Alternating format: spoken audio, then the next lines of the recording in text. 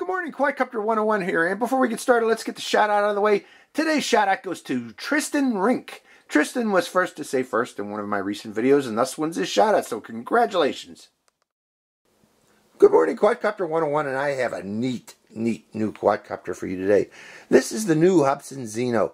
I haven't been able to review this until actually today, because there was a problem, I guess, with the Android version of the app that this drone uses, and I couldn't really get to it until recently. They updated it for Android. Let's go over it real quick. First off, looking at it, you'll see that it is a folding drone. I have it opened up, but it does fold closed, and I'll show you how. This one folds back, or actually, you've got to do the bottom first. Bring the bottom in, like so. Then the top ones can go in, and you can do both sides. I just want to do one side to show you how it folds, but again, and then you go in reverse to pop them open again. So again, it's a folding drone similar to other folding drones that are already out there. I am not going to compare this to any others, and you know who they are. They're not going to compare it to anything. This is the Hubsan Zino. So we're just, it's a drone in the under $400 range, and I think it's pretty neat for what it actually can do in this price range. Keep that in mind, folks. Price range. Those other drones are not in this same price range, so don't compare them to this. Now, what do you get with this drone? You get a charger, of course. Here's the main wall charger for it. It goes in, gets plugged into this charger, which plugs into this charger through a balance plug, a 3S balance plug, and then this plugs into the proprietary battery. Now, let's show you that battery. It is a 3,000 milliampere hour 3S battery with a proprietary connector, but again, you plug this into the proprietary connector, and then you get a balance plug. And you can, if you have a charger with a balance port lead, which I do, I have a little Charge Soon DC, I forget what it's called, but you can use that instead of this charger from Hubsan. But if you don't, you can still use the charger from Hubsan, plug it in there, and then plug it into the wall outlet. Again, 3S, 1500 milliampere hour. I believe it gives it about 16 minutes of flight. We'll find out when we fly this tomorrow. I'm going to take this out into the desert and give it a flight tomorrow. But what else do you get? You get an instruction manual in English. It's very, very basic, and some of the information, I believe, is wrong. Like it tells you when you set this up, you run a micro USB cable from the transmitter to the drone. That's not true. You're running a micro USB cable from the transmitter to your phone, not to the drone. But it says that in the manual, and Hubsan should fix these minor errors like that. But let's go over the controller real quick. This is the controller. Very basic controller, but simple to use. You got your camera switch over here for photos, and for videos you press this button here on the right. You can move the gimbal up and down. This does have a 4K camera. Let me show you that. I didn't show you that. 4K camera with a 3-axis gimbal in this price range. That's pretty darn cool. But there it is there. Now, and again, you can control up-down movement only of the gimbal through this wheel here. If you want to go right and left, you're going to have to turn the drone right and left using the yaw command. And of course, you got throttle, yaw, pitch, and roll control. This button here is for return to home and landing. This button here is for automatic takeoff, and power button here. And you can switch between normal GPS flying and high-speed sport flying by moving that to the right. I think that probably turns off the GPS, and you probably go into altitude hold mode when you slide it to the right. We'll find that out tomorrow. It also has battery indicators down here. Tells you what the power level is. And I'll turn it on just to show you that. And it is at full power, but it's looking for the drone right now, so let's turn it off. This bottom lever here slides open, so you can insert your phone in here. And again, this uses a phone to view the FPV video.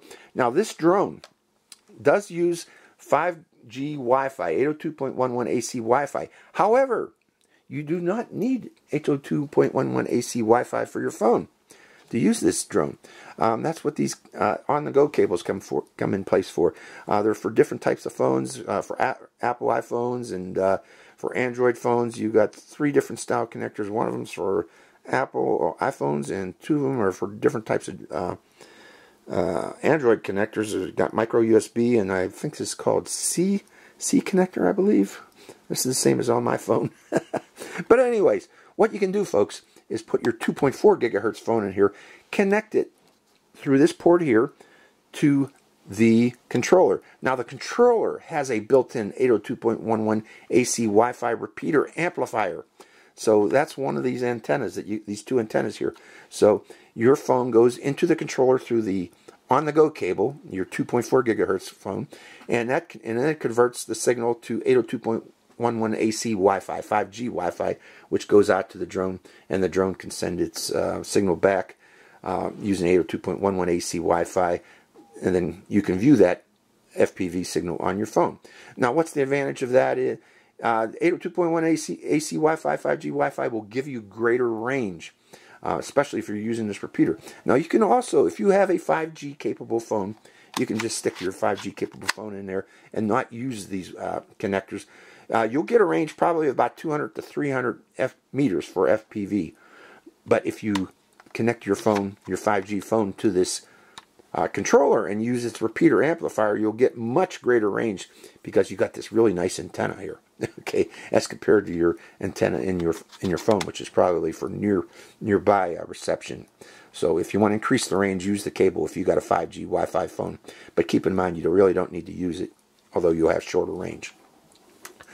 So those are the basic features. I didn't talk about the camera. I think I spoke about the gimbal, but this is a 4K camera. It goes up to 4K. Problem is, editing 4K video and uploading it to YouTube is a bear. I'm going to try to use it, but if it's too problematic for me, I'm probably going to record in 1080p only, or maybe I'll use 1080p 60 frames per second. But 4K is a bear. But we'll see how well this camera works too when I go flying tomorrow. So that's the Zino. That's the tabletop review of the Zino. Let's take it out into the field and give it a flight and see how it works. So hope you enjoy this flight. Good morning, Quadcopter 101 here, and welcome to the second flight of the Hubsan Zino. Now that first flight that I did out in the desert, it was extremely windy, extremely cold. It was so windy that the noise or the microphone on my camera was just picking up so much wind noise that it was unusable footage that I got, except for the video that I got from the drone itself. So that's why I put up that raw video. I'm probably going to put up raw video today because I'm probably still going to compress this down to 10 or 1080p video for YouTube because of just for editing purposes. It's much easier for me to do such. But I will still include some raw footage from today's flight, so you can actually compare the performance of the camera to others. Although you really shouldn't. I don't like to compare this to other drones because this is a Zino. Again, this is under 400, and the one that everybody wants to compare this to is 3 to 4 times the cost of what this is. So please don't compare this to that. Okay, let's go for a flight of this thing. Let's show how to set it up. First off, you got to turn on the drone with the battery inserted, and the drone is turned on, and you hear the beep from the ESCs, and also extend your propellers. Make sure they're extended before taking off. Then turn on the transmitter, like so. Make sure we got bind. Waiting for it to bind. I don't think we got bind because I didn't hear it. Let's try it again. Transmitter on.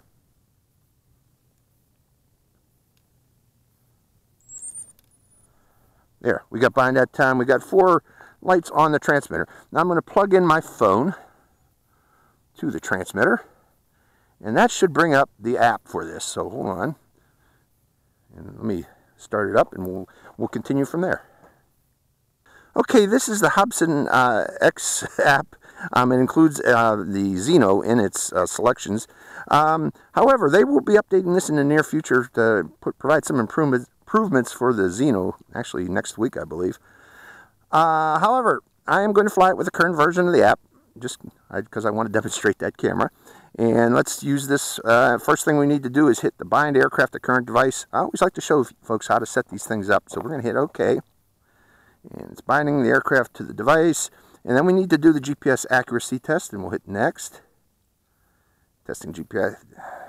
Good GPS accuracy. We're good there. Now, before we take off, this is a GPS drone. We're going into the settings, and the lower left corner, hit that button there, and slide up until we see compass calibration. Click compass calibration, and always do a compass calibration, folks, even if you think you don't need it. You do. to make sure that you don't get any toilet bowl effect. I had some toilet bowl effect in that flight I flew the other day, but I think that was caused by the extreme wind that I was seeing while I was flying there. Okay, now I can go vertical. I'm looking at the screen too, folks, to see where I am on the compass calibration. And we should be good to go, actually, ready to go. Okay, so that's very simple. Next thing I do, I want to take video. So we're going to switch to video camera and start recording in 4K. And we'll hit that automatic takeoff button. And let it take to the air. Now what I'm looking for is toilet bowl effect. How steady is this hover? This hover actually seems to be pretty darn steady. No toilet bowl effect noted. I'm going to lower the camera gimbal a bit because I'm going to go outbound and look for my wife. She's out there somewhere walking my dog. So let's take it up a bit higher and see if we can find her. Heading outbound. Now, this has a lot of features, folks, but today I'm only going to be looking at its range. And let me stop the drone right there for a second, and let me do a quick discussion.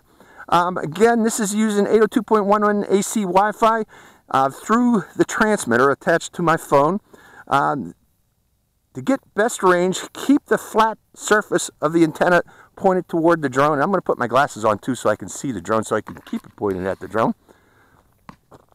And I'm looking over the top of my lenses, and we'll head outbound again.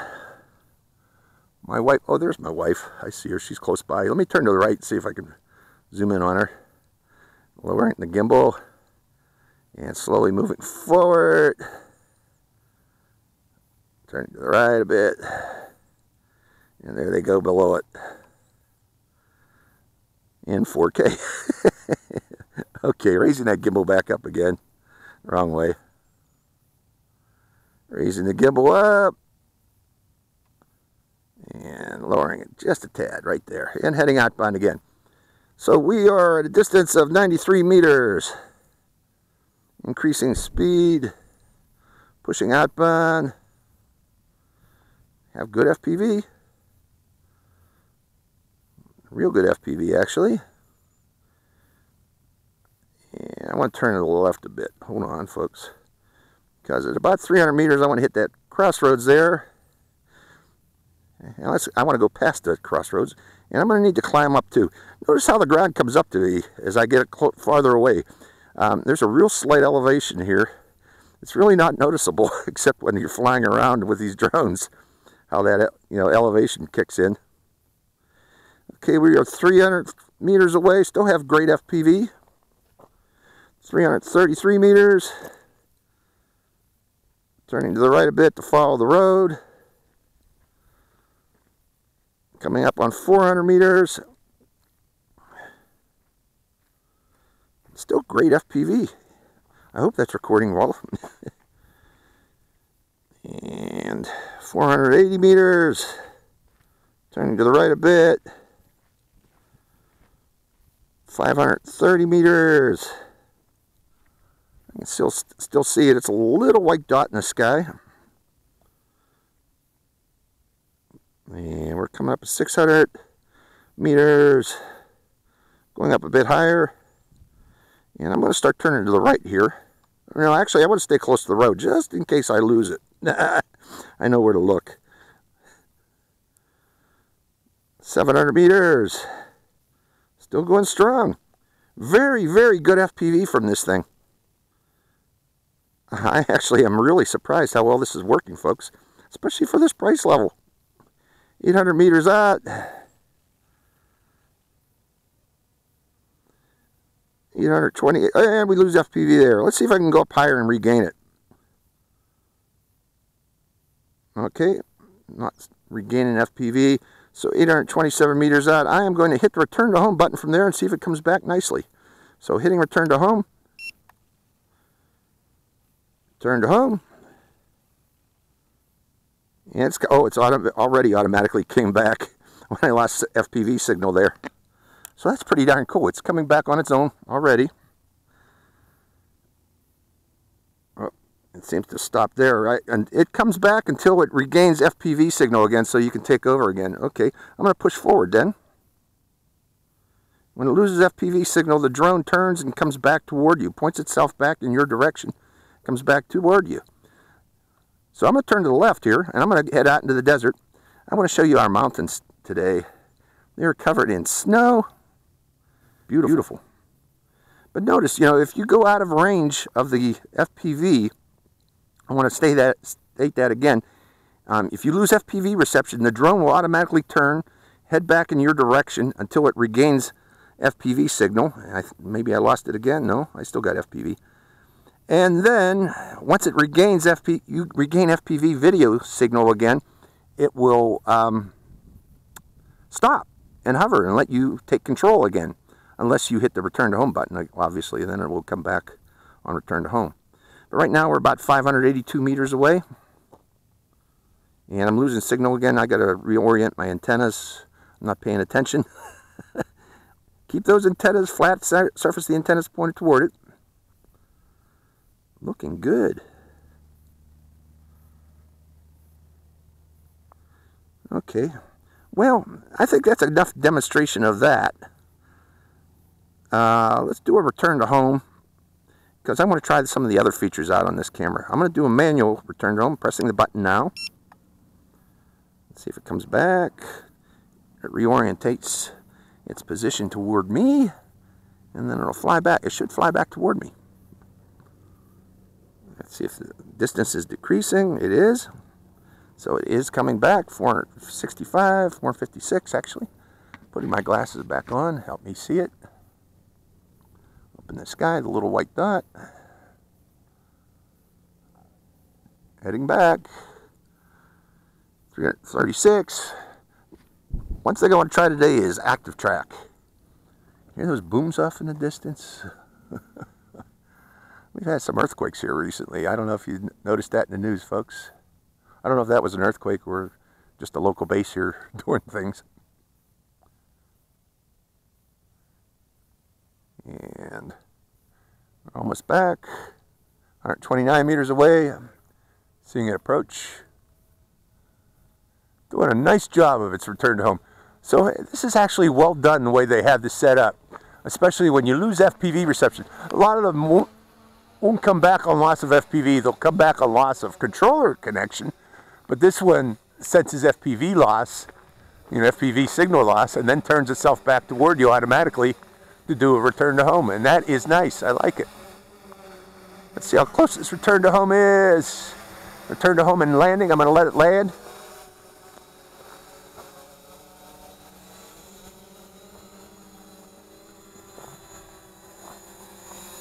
And not too bad. About a meter, meter and a half. Not bad at all. And that was with how many satellites? 19 satellites. Okay, let's put it back on the pad. Let's stop that video recording. Put it back on the pad. And this time I want to try active track feature. So, okay, starting the video recording one more time. And hitting the takeoff button, which is that one. Holding it. Takes to the air. Let's get in the picture here. I'm going to turn it to the right, or turn to the right, and say, how you like my shirt today, folks? Okay, let's go up a bit. Right about there. And lowering the gimbal just a little bit. I want to, because we were going to hit active track. Now the active track, that's in the upper left corner, hit that X that looks like a drone, and scroll up until you see follow mode. And then you have two selections here: follow me, which will follow the GPS on the phone, or active track, which will you draw. Oh, you gotta be high for this. Okay, for active track to work, going up above 5 meters. Okay, let's try that again. Selecting that, selecting following mode, selecting active track, and we are above, and then drawing a circle around, or a box around me, and let's see if it does it. Go, green. Okay, I'm walking along. Let's see if it's tracking me. Now, what's the advantage of optical versus the GPS tracking? You get both options here with this, which is cool. The GPS tracking, you can lose lock on your phone. Okay, GPS lock on your... Well, actually, this does not seem to follow me. This is just... Oh, you know what this is? This is spotlight, old-fashioned spotlight mode on the... from DJI products. I hate that I mentioned DJI, but DJI had what was called spotlight track, where, okay, I lost signal. Lost track. Let's do that again. Following mode. I went too far away. Active track. And I probably can't do it again. Battery level's too low now, but I wanted to demonstrate active track. Yeah, don't select. Okay. Let's see if it'll stay on me this time. But active track stays, I think what's called spotlight mode with DJI.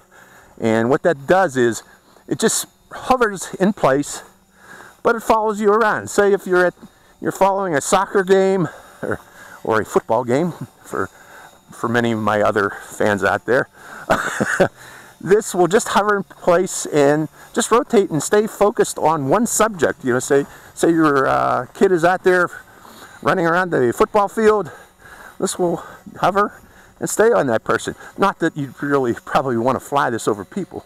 You're going to have to go to edge of the field where there's no people to do this, but that's what it does. So, you know, the gimbal stays pointed on the subject as long as you stay close to the subject, and it's doing a darn good job of that. Let me go underneath it. I still got a lot of battery, 40%. Let's see if I go straight underneath it, what's it going to do? It's probably going to lose lock. And does it? Yep. If you go straight underneath it, it loses lock. I knew that was going to happen. Okay, that is active track. Next thing, do I have enough time to do our GPS follow me? I got 30% battery. Let's stop active track. Let's do follow me again. And GPS follow me, we'll do it. GPS is strong, execute immediately. And it's going to go to 5 meters, 7 meters altitude, distance of 5 meters. Let's see if it follows. Is it actually doing it? I don't know.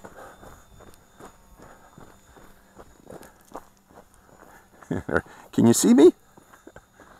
I don't think it's doing it, folks. I'm going to exit out of this. This particular feature, I'm not sure if it's working.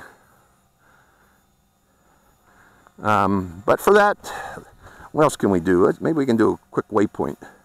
Waypoint mode, waypoint mission planning. Zooming in to our location. Let's just go over here. Or actually draw, go over here, here. Oh, draw another one. 2, draw. I have to keep selecting it. 3, and coming back home. 4. Or draw. 4. And then we'll hit submit. Send successfully. And hit done. And hit OK. Let's see it do a waypoint. Now, I would like to do additional waypoint flights where I go out in further distance. I'm going to do that in follow-on flights, but my battery's starting to get a little bit low here. We're 30%, and not real low, but low. I'm not sure what point it's going to do, return to home. But let's see, what's it doing? It's climbing. I think I probably have waypoint altitude set to 30 meters. But it's up there real high doing this waypoint mission from up there. Let's see if I can go back to camera view while it's doing this. Turning to the right. Pretty darn cool. Now, again, you know, don't compare the... Here, let me raise that camera up, too. I don't want to look at the ground while it's going on the waypoints. But, don't compare this to, you know, this super high, super expensive drones, because it's not a fair comparison. If you're, you know, it does not have follow me. Of course not. Or not follow me, but obstacle avoidance like those others do. But then again, this is an under $400 drone. I'm coming back down manually now because its battery is getting low. I don't like to fly up high when we're getting low battery. We still got 30%. What else can we demonstrate real quick? We had waypoints. Just a quick demonstration. That was wild flying there. I just did. And coming down with 26% battery, what can we still demonstrate? Let's see here. Still warning me about battery, 25%, we're still good. Orbit mode, we can do that. No, we can't. It won't let you do it once you're below 25%. We did falling mode, we got creative video. I'll do that in a future flight. And I don't know what line fly. Let's press line fly just to find out. Won't let me do that. We'll do that in a future video. So what did we demonstrate today? Let me sync it up. We demonstrated distance flying. I made it out to about 800 meters before I lost FPV. We demonstrated what it'll do on loss of signal. It comes back, obviously. It turns itself and comes back. We demonstrated basic waypoint flying. We demonstrated active track. I didn't get to demonstrate the GPS follow me, but we'll do that in a future video. So I'm just flying it until it loses, or its battery power tells me the flight's over, because I also want to try to demonstrate what is the flight time of this thing. So we'll go out it a bit. We won't go too far because of low battery. We'll just explore around the local area. There's lots of garbage out here today, folks, by the way. And while we're out there, let me stop that one video. Stop recording of it. And start the video again.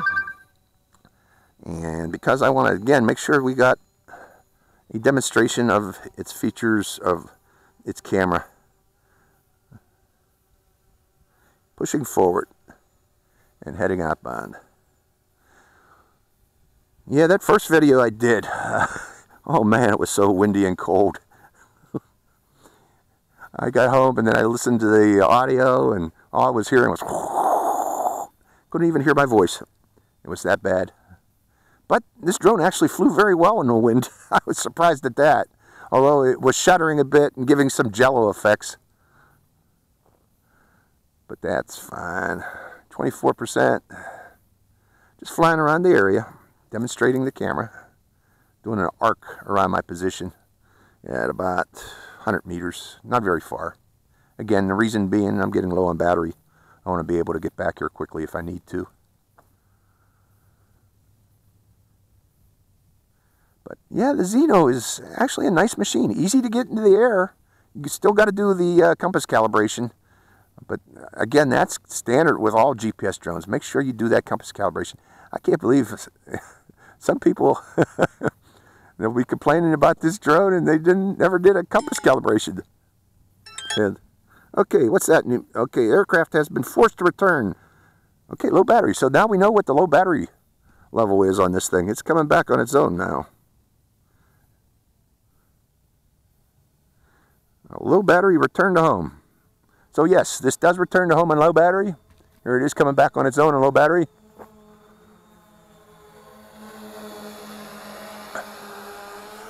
And let's see how close our landing is. Now, I have another drone that I got in recently that I'll be flying in the near future. A direct competitor to this from Xiaomi that I'll be demonstrating in the near future. So keep an eye out for that video. But this one so far, wow. Wow. That is good accuracy that time. Real good accuracy. So that's the Hubsan Zino, folks. First review flight. I will be doing more. I want to try out all the features of this thing. Maybe take it up in the canyons up here and get some scenic video from this. So hope you enjoyed this flight. Let me get the sun in my face. Hope you enjoyed this flight. This is Quadcopter 101 signing out. Hi, Quadcopter 101 here again. Hey, if you want to get your own shout out in one of my future videos, make sure you subscribe to my channel. It's real simple. Just go to my channel page and click on that subscribe. And also make sure to click that bell button right next to the subscribe button. That way you get notified when I release a brand new video immediately and give you a chance to get that first shout out. So give it a try, folks. Bye.